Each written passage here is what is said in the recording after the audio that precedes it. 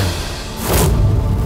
অভিতা হচ্ছে বাবার best friend, এখানে চেন অফ স্কুলস করছেন,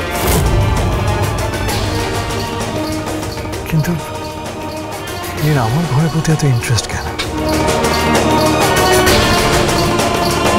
কেনই বা অচেনা কারোর ঘরে ঢুকে তার জিনিস ঘাঁটছেন?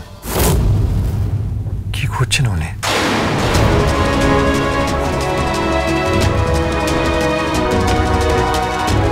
এখানে দেখে মনে হচ্ছে পেখমের জিনিসের প্রতি ওনার বেশি ইন্টারেস্ট, পেখমের জিনিসই বেশি ঘাঁটাঘাঁটি করছে।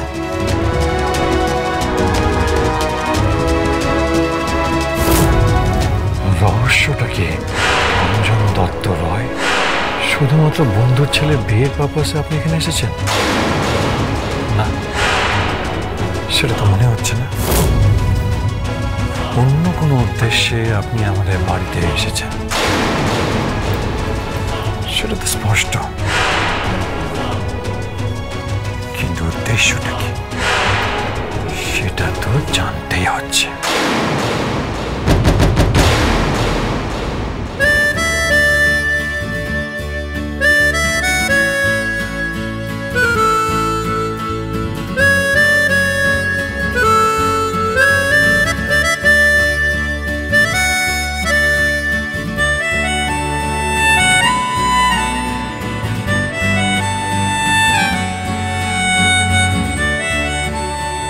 ভগবান যা করেন মঙ্গলের জন্য করেন। শ্রীয়ের সাথে অভিতাজের মতো এত ভালো ছেলে, এত বনেদি পরিবারের সম্পর্ক হবে, এটাই লেখা ছিল। দারুণ দারুণ দারুণ লাগবে আমার দিদি ভাইকে। আশীর্বাদে এরকম একটা গয়না দেওয়া কি মুখের কথা নাকি? হ্যাঁ, কি বলো বর্দি ভাই? সত্যি তো, শ্রী কিন্তু একদম ঠিক কথা বলেছে। এত দামি গয়না উপহার দেওয়ার কোনো দরকার ছিল না। আপনার আশীর্বাদই কিন্তু যথেষ্ট ছিল। এমন করে বলবেন না প্লিজ। আমার আর কে আছে? আমি তো একা মানুষ। আমার যা কিছু সব তো ওদের জন্যই। আমি একা। শ্রী আমার বলা যায় ছেলের বউ হয়ে আসছে, এইটুকু ওর জন্য আমি করতেই পারি। এই যে বিদেশে থেকে এত বছর ধরে এত কিছু রোজগার করলাম, এসব কার? অভিতাজের।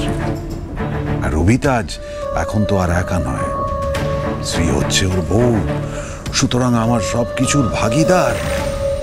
শ্রীও। অভিতাজ আমার সব থেকে প্রিয় বন্ধুর ছেলে, আর তাই ও আমার ছেলের মতন নয়, ও আমার ছেলে। অভিতাজ ছাড়া তো আমার আর কেউ নেই। আর এখন অভিতাজ আর একা নয়, শ্রী আসছে। আমি যা কিছু রোজগার করেছি দু হাত ভরে, সবকিছু তো ওদের মধ্যে আমি দিয়ে যেতে চাই। আমি এই বিয়েতে কোন রকম কার্পণ্য করতে চাই না।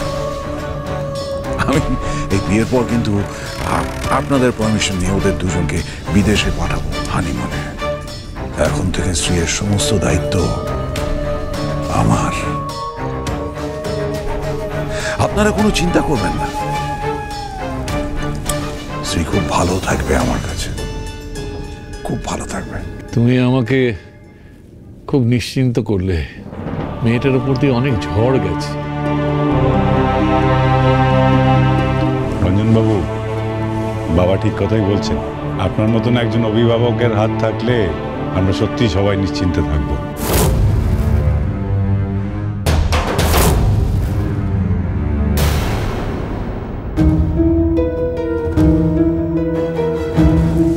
কি ব্যাপার রনিতা? হ্যাঁ, কি হয়েছে তোমার? সবাই এখানে আনন্দ করছে, তুমি এসে আবার চলে গেলে, কি হয়েছে? কি আবার হবে? কিছু না।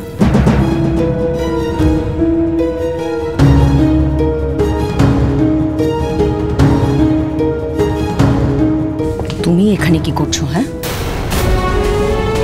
তোমাকে বলেছিলাম না ওস্তাদি করবে না, যেখানে সেখানে ঘুরঘুর করবে না, খাবে দাবে, যেখানে থাকতে দেওয়া হবে সেখানেই থাকবে।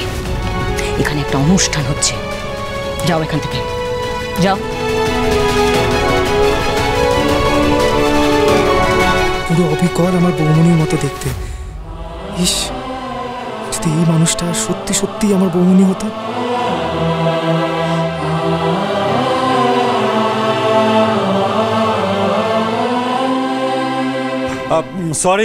সরি সবাই, অভিতাজ সরি, আমার আসতে একটু দেরি হয়ে গেল, সরি।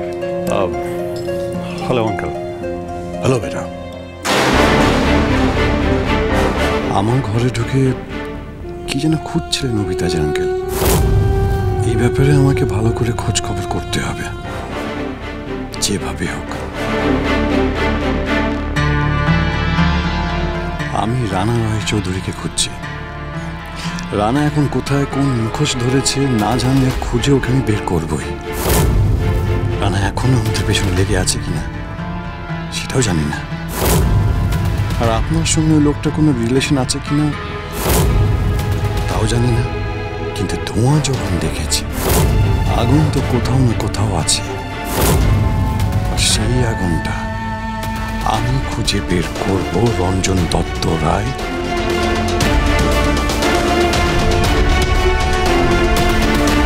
আবির, কিছু ভাবছো?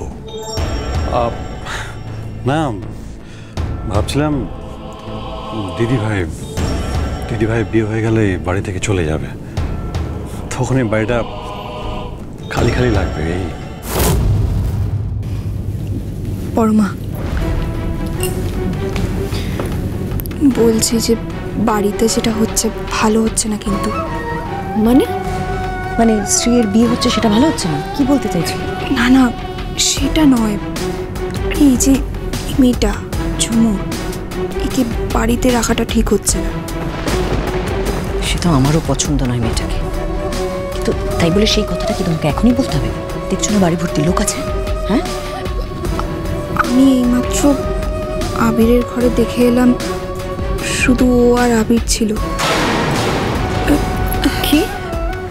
হ্যাঁ, তাই তো বলছি। মানে বুঝতেই পারছো, রুমের দরজা যদিও খোলা ছিল, হয়তো কিছুই না, আবার হয়তো অনেক কিছুই না। মানে পাশের বাড়ির ছাদ থেকে তো আবিরের রুমটা পুরোপুরি দেখা যায়। বুঝতে পারছো তো আমি কি বলছি? এই মেয়েটার সাথে আবিরকে একদম মানায় না গো বর্মা, বড্ড বেমানান।